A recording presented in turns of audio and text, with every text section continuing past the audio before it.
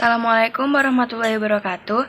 Saya Hanifah Nur Azizah dengan NIM 2504080080 akan menjelaskan jawaban pretest praktikum kimia dasar 2 dengan judul koloid dan laju reaksi. Soal nomor 1, apakah perbedaan larutan, koloid, dan suspensi?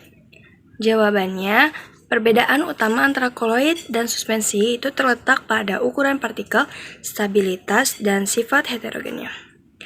Suspensi sendiri punya arti yaitu sistem dispersi yang terdiri dari partikel-partikel terdispersi yang relatif besar lebih dari 100 nm dan tersebar merata dalam band dispersinya sehingga dia bersifat heterogen. Kemudian koloid adalah sistem dua fase yang berada di antara larutan sejati dan suspensi. Ukuran fasenya tuh yang terdispersi itu sekitar 1-100 nm dan ukuran ini yang membuat koloid punya sifat khas seperti menghamburkan cahaya, stabil terhadap pengendapan, kemampuan mengadsorpsi zat lain di permukaannya. Sedangkan larutan sendiri merupakan campuran homogen dari zat pelarut dan zat terlarut, atau kita bisa sebut partikel zat terdispersi dan partikel medium pendispersinya itu tidak dapat dibedakan bahkan jika menggunakan mikroskop ultra. Maka berdasarkan dari pengertian tersebut, salah satu perbedaan antara suspensi dan koloid adalah suspensi merupakan campuran heterogen dari zat cair dan zat padat yang dilarutkan dalam cairan, sedangkan koloid merupakan campuran dari zat heterogen antara dua zat ataupun lebih dengan partikel-partikel zat yang merupakan koloid itu yang tersebar merata di zat lain tersebut. Kemudian, jawaban nomor 2, bagaimana cara pembuatan koloid dan beri contohnya. Cara pembuatan koloid itu ada dua macam, yaitu dengan metode kondensasi dan dengan metode dispersi. Nah, metode kondensasi itu pembentukan partikel koloid dari reaksi kimia atau perubahan kelarutan. Contohnya itu dari perubahan sol FeOH3 dengan memasukkan larutan FeCl3 ke dalam air mendidih. Dan metode dispersi yang merupakan pemecahan partikel besar menjadi ukuran koloid secara mekanik atau fisik. Contohnya yaitu pembuatan tinta cetak dan cat. Kemudian kita lanjut ke slide selanjutnya. Pada soal nomor 3, sebutkan sifat-sifat koloid dan beri contohnya. Sifat koloid sendiri dari yang saya cari dari beberapa jurnal itu ada 8 sifat. Sifat pertama yaitu efek Tyndall, yaitu gejala penghambatan berkas sinar oleh partikel koloid. Contohnya sendiri merupakan seperti berkas sinar matahari yang masuk melalui celah jendela ke dalam ruangan berdebu. Nah, itu menjadi salah bukti dari sifat koloid efek Tyndall. Kemudian selanjutnya ada gerak Brown atau partikel koloid itu bergerak terus-menerus dalam lintasan lurus yang arahnya zigzag. Contohnya pergerakan butiran debu di dalam ruangan yang terlihat saat ada sinar matahari. Yang ketiga ada adsorpsi, proses penyerapan partikel di permukaan partikel koloid yang mencakup listrik. Contohnya itu penjernihan air menggunakan tawas atau Al2SO43. Kemudian nomor 4 ada koagulasi yang merupakan peristiwa pengendapan atau penggumpalan partikel koloid. Contohnya ada di sekitar kita yaitu penggumpalan susu yang sudah basi. Itu merupakan contoh dari koagulasi koloid. Selanjutnya ada dialisis atau proses penghilangan ion-ion pengganggu yang merusak kestabilan koloid dengan menggunakan selaput semi permeable. Nah, contohnya yaitu proses pencucian darah pada orang yang gagal ginjal. Lalu selanjutnya elektroforesis atau pergerakan partikel koloid itu di bawah pengaruhnya medan muatan listrik.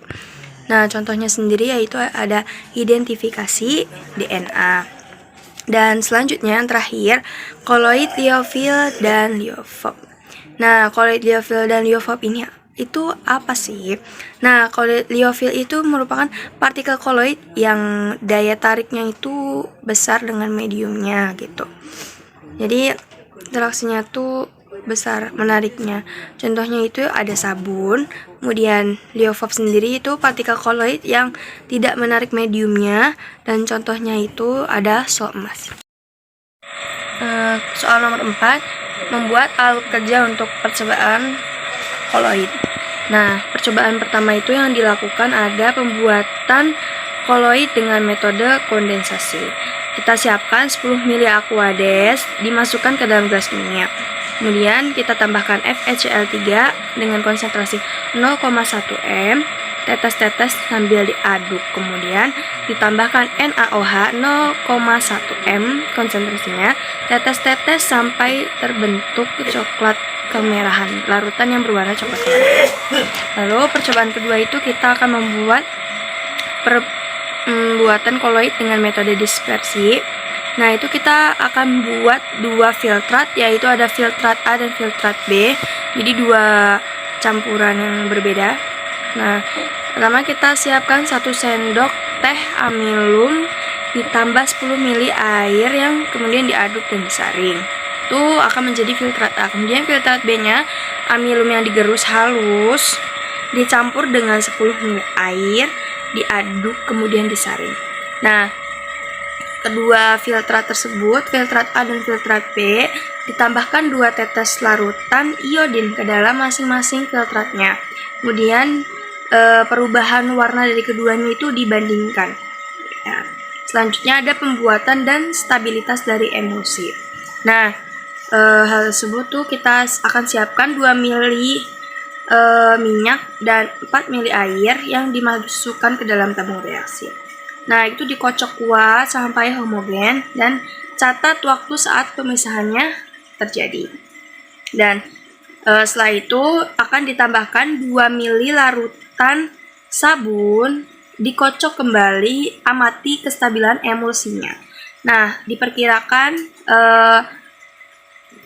mengocok dengan sabunnya itu dengan dalam jangka waktu 10 menit. Kemudian ada uji dengan efek Tyndall, ya, efek Tyndall ini kita uji, akan kita siapkan 4 tabung reaksi yang berbeda, ya, dan masing-masingnya diisi dengan senyawa atau zat uji yang berbeda juga.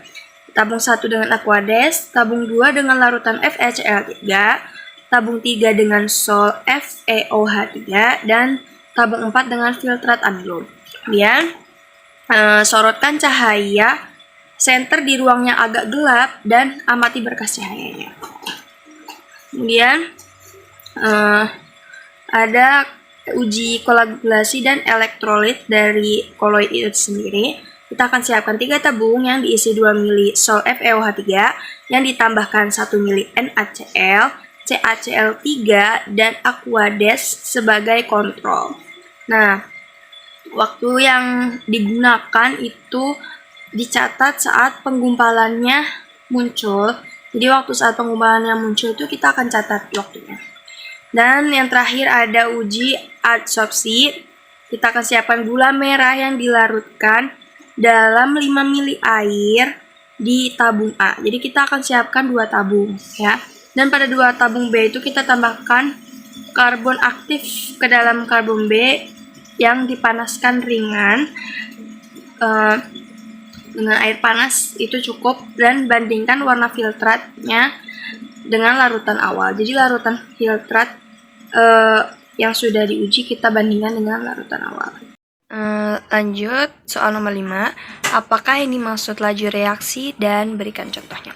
Laju reaksi itu merupakan seberapa cepat atau lambat reaksi dari zat kimia, atau secara teknisnya itu perubahan konsentrasi preaksi, reaktan, atau hasil reaksi produk persatuan waktu. Contohnya ini akan kita bagi 2, yaitu ada reaksi cepat dan reaksi lambat. Reaksi cepat sendiri saya cantumkan, contohnya itu ada pembakaran bensin, dan ada reaksi pengendapan. Lalu reaksi lambat ini saya juga berikan 2 contoh, ada proses pelapukan batuan dan pembusukan buah. Lanjut ke nomor 6, sebutkan dan jelaskan faktor-faktor yang dapat memengaruhi laju reaksi. Ada 4 hal atau faktor yang mempengaruhi dari laju reaksi itu sendiri, yaitu ada konsentrasi, luas permukaan, suhu, dan katalis. Nah, konsentrasi ini saya jelaskan itu merupakan akan semakin tinggi konsentrasinya tuh semakin banyak partikel yang bertumbuhan. Kemudian luas permukaan, semakin halus ukuran partikel, padatan akan semakin luas bidang seutuhnya. Yang ketiga ada suhu. Kenaikan suhu ini akan meningkatkan energi listrik pada laju reaksi, dan sehingga tuh partikelnya tuh sering terjadi tumbukan. Dan yang terakhir katalis. Katalis ini termasuk zat yang mempercepat reaksi dengan cara menurunkan energi aktivasi tanpa ikut bereaksi secara permanen. Jadi katalis ini biasanya tidak akan ikut bereaksi saat digunakan untuk mereaksikan laju reaksi.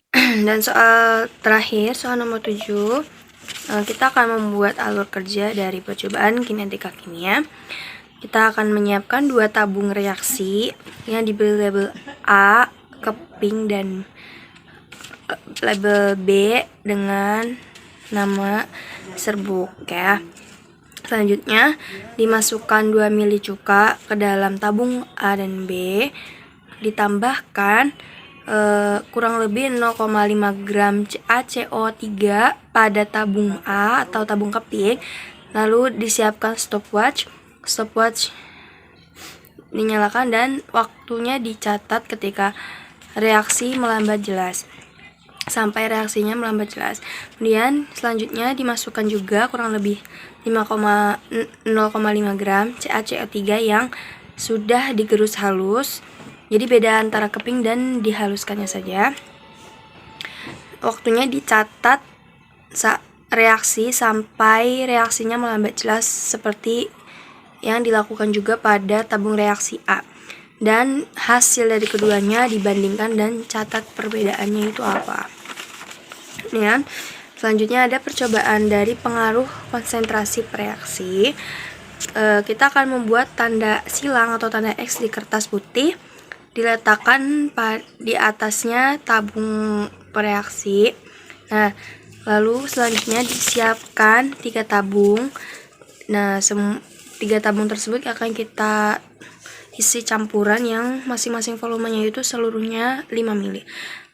Tabung 1 atau C1 yang seperti yang saya tuliskan akan diisi 5 mili Na2S2O3, dan tabung kedua atau C2 kita isi dengan 3 mili Na2S2O3 dan ditambah 2 mili air. Kemudian C3 akan kita isi 1 mili Na2S2O3 ditambah 4 mili air. Nah, setiap campuran tersebut kita akan tambah 1 mili HCl 1,0 m. Aduknya secara cepat dan waktunya dicatat. Hal ini dilakukan sampai tanda silangnya tuh tidak terlihat dari atas, dan itu sudah dirasa cukup. Dia selanjutnya ada pengukuran dari pengaruh suhu pada laju reaksi. Kita pilih salah satu dari campuran sebelumnya yang tadi untuk konsentrasi reaksi. Misalkan kita akan pilih campuran dari tabung C2. Nah, kita direaksikan di suhu kamar dan waktunya dicatat saat tanda X itu hilang tidak terlihat ya. Jadi kita menggunakan kertas dengan tanda X atau tanda silang lagi. Nah, kemudian Na2S2O3-nya tuh dipanaskan di dalam water bath dengan suhu kurang lebih 40-50 derajat Celcius selama kurang lebih 2 menit. Nah, jika sudah diamati hasilnya, ulangi reaksi tersebut pada HCl dan waktunya juga dicatat. Hasil keduanya kita bandingkan apa perbedaannya. Dan yang terakhir ada percobaan dari pengaruh katalis. kita akan siapkan 3 mili H2O2 3%. Kita akan dimasukkan ke tabung reaksi tanpa katalis ya. Kemudian kita amati. Nah, selanjutnya kita juga akan memasukkan 3 mili H2O2 3% ke tabung yang lain ya. Ditambahkan katalis, bisa berupa ragi, MnO2 ataupun KI. Nah, catat waktu dengan intensitas yang pembentukan gasnya. Diamati apakah katalis itu berubah setelah reaksi. Jadi kita akan membuktikan apakah katalis itu benar sebagai suatu senyawa pembatas ya. Ini percobaan terakhir atau dari penentuan atau pembuktian kinetika kimia, kita lakukan untuk penentuan orde dengan reaksi yang sederhana. Kita akan melakukan orde 1 dan orde 2. Orde 1 itu terhadap Na2S2O3. Kita akan siapkan 4 larutan, yaitu tabung 1 atau S1 dengan 5,0 mili Na2S2O3. Kemudian tabung 2 kita isi 4,0 mili Na2S2O3 ditambah 1 mili air. Kemudian tabung 3 kita isi 3 mili Na2S2O3 ditambah 2 mili air. Dan tabung terakhir kita isi 2 mili Na2S2O3 ditambah 3 mili air. Nah, kemudian seluruh tabung yang sudah berisi larutan campuran tersebut kita tambahkan 1 mili HCl. Dan waktunya dicatat sampai tanda silang di kertas itu tidak terlihat. Laju reaktifnya dihitung sebagai 1/T. Dan orde kedua yaitu terhadap HCl dimasukkan, ada awal mula-mulanya kita masukkan 5 mili Na2S2O3 nya ke dalam 4 tabung reaksi yang berbeda. Nah, kemudian ditambahkan larutan HCl plus air dengan volumenya 1 mili perbandingannya ya.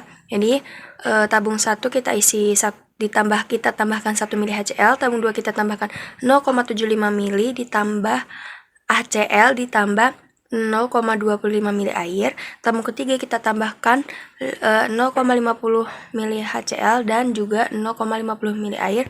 Sedangkan tabung terakhir akan kita tambahkan 0,25 mili HCl dan 0,75 mili air. Nah, kita akan catat waktu reaksinya dan hitung sebagai laju reaktifnya itu 1/T. Sekian seluruh jawaban beserta penjelasan saya tentang pretest, koloid, dan kinetika kimia ataupun laju reaksi. Saya ucapkan terima kasih dan mohon maaf jika jawaban dan penjabarannya masih kurang tepat. Wassalamualaikum warahmatullahi wabarakatuh.